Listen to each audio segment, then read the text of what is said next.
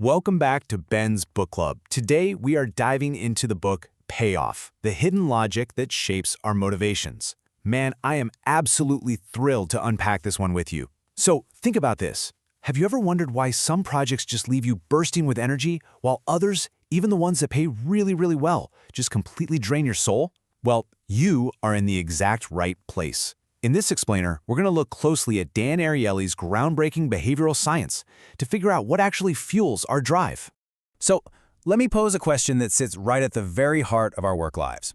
Is money the ultimate motivator? I mean, we're practically conditioned to assume that cash is the absolute best way to get people to work harder, right? Need more productivity? Dangle a bigger bonus. But what if I told you that, in a lot of cases, bonuses can actually decrease productivity? No way, right? But it's true. People will happily work harder for less pay if they just feel recognized. So today, we're going to completely challenge everything you thought you knew about human drive. To understand why our assumptions are so backward, we have to look at this concept called Homo economicus. This is basically the myth of the hyper-rational human. It's this idea that we're all just walking calculators, only putting in effort if we get the absolute best financial transaction. We view motivation through this completely broken, hyper-rational lens, and because of that, we miss the messy, beautiful reality. The truth is, human motivation is like this intricate ecosystem. It's fueled by meaning, by identity, by creation, not just cold hard cash. Okay, let's dive into this. Section 1. The Intel Pizza Experiment. This is one of my absolute favorite real-world examples from the whole book. Dan Ariely actually went into a real Intel factory to test these ideas right on the production line. It's a brilliant setup, and it perfectly exposes how incredibly flawed our traditional understanding of workplace rewards truly is. So here's how they set it up. Workers were asked to hit this really high daily production target, and they were divided into different groups. Each group was offered one of 3 different rewards for hitting that target. Group 1, they were offered a straight $30 cash bonus. Group 2 got a voucher for a free pizza. And Group 3, they were simply offered a text message compliment from their boss. So, cash, pizza, or a text message. Go ahead and place your mental bets right now on which one you think won. Now, what's really interesting about this slide is the day 1 productivity results. Get this. The free pizza voucher won. It boosted productivity by 6.7%. The simple text compliment came in a really close second at 6.6%. And the cash bonus? It came in dead last at 4.9%. Right out of the gate, we see that an appeal to human connection or just a fun social reward immediately outperforms a strictly financial transaction. But wait, the story actually gets crazier. Here is the shocking twist. Look at this massive negative number. By day 2 of the experiment, the group that received the cash bonus actually performed 13.2% worse than the baseline. Yeah, worse. Over the course of the entire week, the cash incentive ultimately lowered overall productivity and literally ended up costing the company more money.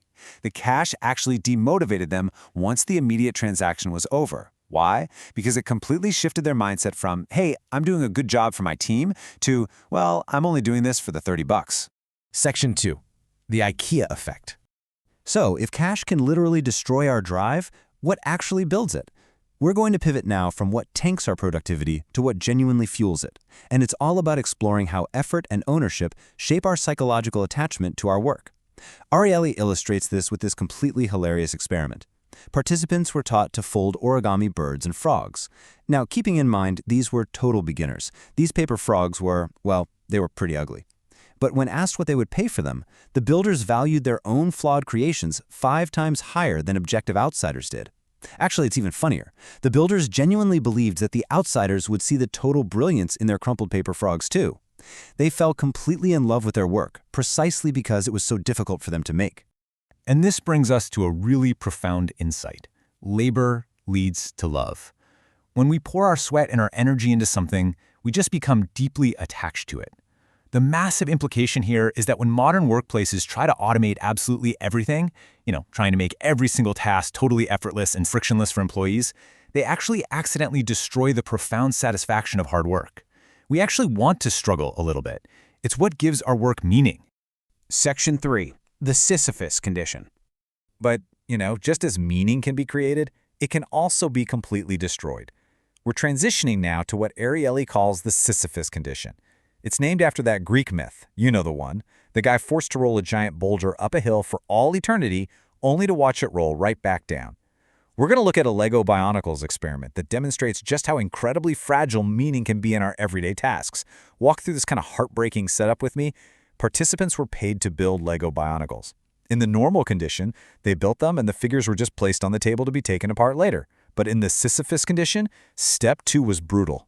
As soon as the participant finished the Lego figure, the researcher dismantled it right in front of their eyes, literally tearing it apart while they started building the exact next one. The results from this are staggering. Despite having identical pay structures across both groups, the participants in the Sisyphus condition quit much, much earlier and built significantly fewer Legos. Basically, doing work that feels pointless or cyclical, it completely tanks motivation. It really doesn't matter if the check clears. If you feel like your effort is immediately erased or that it just doesn't matter, your internal drive completely evaporates. Meaning simply matters more than the paycheck. And this brilliantly illustrates a massive implication for managers, for leaders, and honestly, even for parents. Being ignored is almost as demotivating as having your work totally destroyed. Think about it. You don't need to physically tear apart a Lego set to crush someone's drive.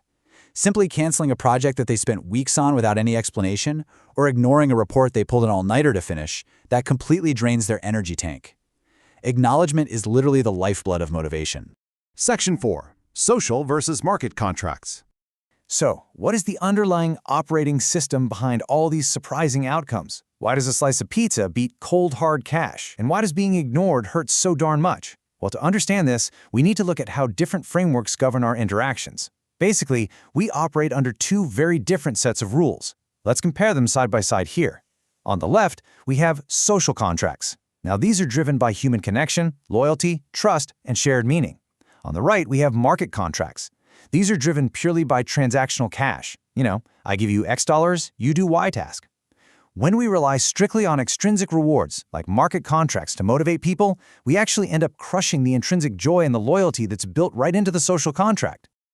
To make this perfectly clear, imagine this. Your friend invites you over and cooks you this beautiful, super labor-intensive dinner. At the end of the night, you pull out your wallet and try to hand them a $50 bill to pay them for the meal. I mean, you would completely insult them and probably ruin the relationship. Why? Because you just dragged a market contract straight into a social contract. It's the exact same way at work. Treating your employees merely as transactional cogs completely kills their passion and their goodwill. Section 5. Finding your meaning. Let's move to and see how this builds into practical, everyday advice. We've seen what destroys motivation, and we know for sure that money alone isn't the answer. So how do we actually apply this hidden logic of motivation to our own personal and professional lives? Well, let's break down the core takeaways. Here's the core thesis of this whole explainer. Basically, your ultimate checklist for sustainable motivation. First, foster purpose and meaning. Connect the work to a much larger goal. Second, offer autonomy and partial ownership. Let them build the IKEA furniture, so to speak. Third, show visible progress. Do not let them become Sisyphus, endlessly rolling that boulder. And finally, provide genuine recognition. Never, ever ignore someone's hard work. We are all part-time motivators in our roles as colleagues, as leaders, or as parents, and it is completely up to us to provide these internal fuels. I want to leave you with this final provocative question. If money isn't the answer, what is? And why aren't more organizations acting on this? We have the data. We know that meaning, acknowledgement, and effort drive us far, far more than simple cash bonuses. It's time we start designing our workplaces, our homes, and our own personal habits around the messy, wonderful reality of human psychology. Thank you so much for joining me today. Subscribe so you don't miss an episode.